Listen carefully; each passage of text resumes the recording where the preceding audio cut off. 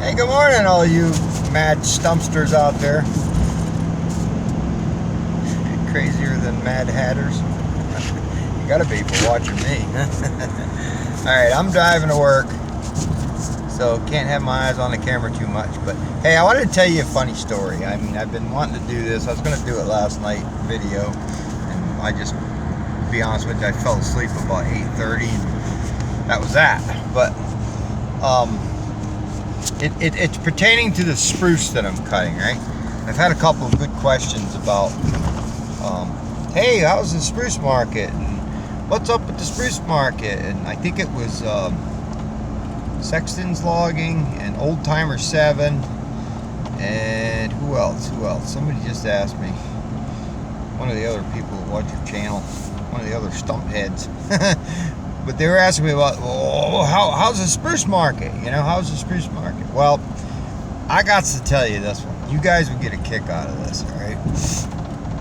Now, first off, so we're all on the same page.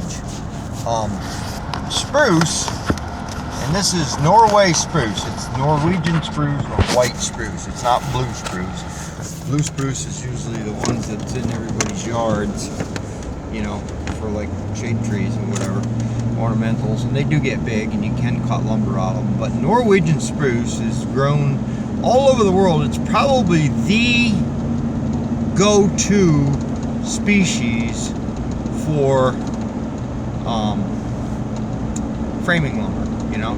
So when you go to Home Depot or Lowe's or whatever lumber, you know, whatever lumber you're getting, lumberyard you're getting lumber at. No, I'm not talking about a native sawmill. I'm talking about, you know, product stores. You know, don't mind my hand. I'm trying to hold this stupid camera. But anyway, you're gonna get most of all the studs, if they're white looking, and you'll see little pin knots in them. It's spruce. Okay, it's Norwegian spruce. It's the best stud. It's very strong, very durable.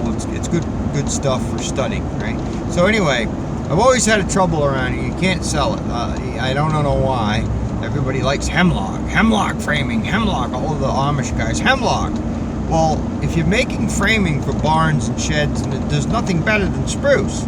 So it's like, I'm trying to get people here. I discounted a load the other day, $100. I said, try it, you'll like it, you know? And the guy said, yeah, all right, I'll try it. If I like it, I'll buy a lot of it. I said, well, you should, because it's the best framing on the planet. And I explained the whole spiel about it being, you know, the stud material, the go-to stud material, framing material. So anyway, all that said, right? A few years, well, it's probably 4 or 5 years ago now, I did a nice spruce patch. Oh, I gotta take a look at a phone. Hang on. Alright, I'm back. Okay. So, back to my spruce story. So we did a patch of spruce. It was actually, I don't know, it was more, probably 5 or 6 years ago now anyway, but whatever. Beautiful spruce. I couldn't get anybody to take it. So I used to sell some stuff when I lived up in New England. I used to export stuff to Canada quite often, you know, white pine, and I didn't get into much spruce, but sometimes white pine, sometimes red pine, whatever. So anyway, I called a couple of contacts. I got a hold of an outfit, Skymar, and they're out of Quebec, okay. And the buyer, he said, I take the spruce, you know. And they were buying 12s and 16s. So anyway, I cut the stuff, and I didn't want the trucks to go into the woods, and big Canadian road commodes, you know, big, huge, long wheelbase with the Aerodyne sleepers and, you know, like 56-foot flatbeds. I was like, So what I did is I hauled it back to the shop. I didn't have the triaxle then, but I hauled it back to the shop on my trailers, and I had my self-propelled 210 loader there, and we stacked it all up, and then I would call them, and they'd come into my yard, which was nice because you got the dust adorned lights, and, you know, plow it all out nice and anti-skid it if you need to. So the Canadians, it made them very happy to come to the yard, eh? So they come to the yard, and we would load up their trucks, and I would gain like a son of a gun because I was buying the stuff on Doyle scale, you know, so roughly, you know, 3,000, 3,500 foot load, and then I would turn around and sell it to them, and it was on an international scale, and we'd gain about 1,000 or 1,200 feet. Well, I figured that would pay for me handling the wood, you know, and it did. I mean, it helped immensely. So we did a bunch of that. So get a load of this, right? So they would come, these trucks were down in the area, okay, and they needed a haul back. So they must have been hauling back cheap, because it was about, I think they said it was 750 miles from my yard to the mill, the stud mill up in St. Mary's, Quebec. I think that was the name of it. So anyway, they come, I think they said St. Marie, but anyway, they would come and pick the loads up, haul them all the way up there, right? So I asked the trucking dispatch and some of the guys, there was 2 or 3 guys that were pretty steady coming into my yard, you know, the same guys that come a couple times a week each, you know. And anyway, I asked them, I said, what are you guys hauling down here, you know? Well, one of them hauled some steel down out of Ontario, and he wasn't that steady. He'd go back and forth maybe once a week or something, or 2 trips a week. And then I think he was hauling out of Hamilton, Ontario, and he'd come down here somewhere to bring steel down. And then he'd go back, put his log stakes on, and go back with a load of logs. Well, anyway, the other 2 guys that were pretty common, I said, what are you guys hauling down here? He says, oh, we bring the studs down. I said, the studs? Yeah, the studs for the building. I said, you mean studs? Yeah, the studs. Yeah, the studs. So I said, well, what do you know, how's that work? He said, oh, we bring them over. He says, my one delivery is Schmader Lumber. It was about 4 miles from the job I was doing. I swear to God, in Lucinda, Pennsylvania. We were just up north of there, okay, which is up above Clarion a little ways. He was bringing manufactured, kiln-dried, you know, 2x4s and 2x6s down from Quebec to Schmader Lumber. Another one delivered in here to Carter Lumber, which is right in Clarion, and another one was delivered to 84 Lumber, which used to have yards all over the place. They used to have one in DuBois, but 84 is still in business, 84 Lumber. I'm not sure. I think one of they've got a yard down by Indiana, PA, whatever. But these guys were bringing manufactured, dried friggin' studs back down from Canada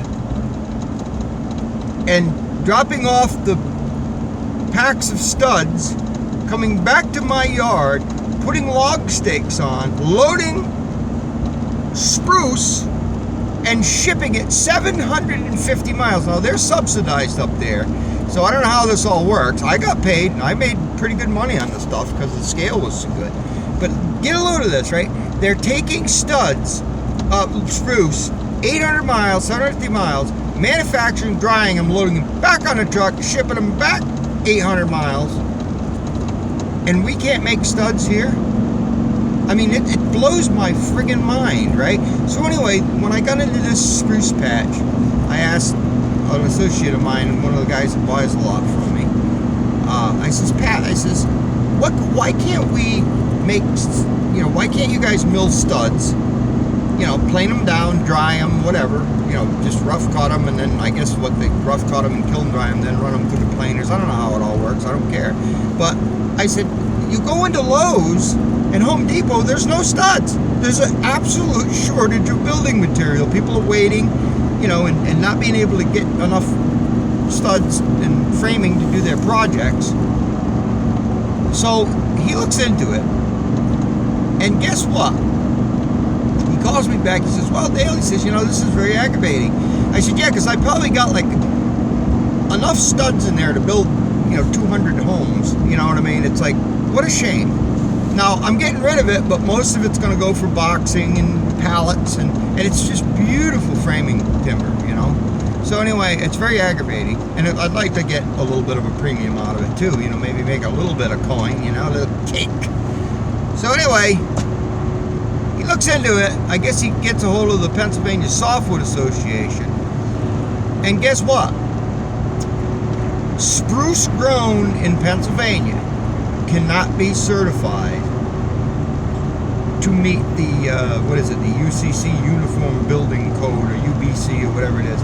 Oh no, can't get it certified if it's from Pennsylvania. He says if I lie to him and tell him it's from Ohio or New York, yep, no problem. But because it's in PA, oh no, can't do it. So it's basically political nonsense that's preventing me from selling this to a local guy who could mill it, you know, plane it, send it out and get it dried, or, you know, sell it to a wholesaler there's a huge dry kiln facility right over near us, you know, sell it there and then wholesale it to Home Depot. So start a whole line of manufacturing locally, right? I mean, in local jobs. Look, nope, can't do that because it's not certified in PA. Another political bunch of friggin' nonsense. So I don't know what, I haven't had time to, you know, I'm too busy trying to, you know, pay my taxes to support the deadbeats, you know what I mean? So I don't know how much can be done about it, but I'm going to get a hold of the PFPA, Pennsylvania Forest Products Association, and try and see what can be done, if anything, and why we can't get lumber grown in Pennsylvania, softwood lumber, certified to be able to be, you know, make studs and whatnot. Red pine's another one. A buddy of mine was in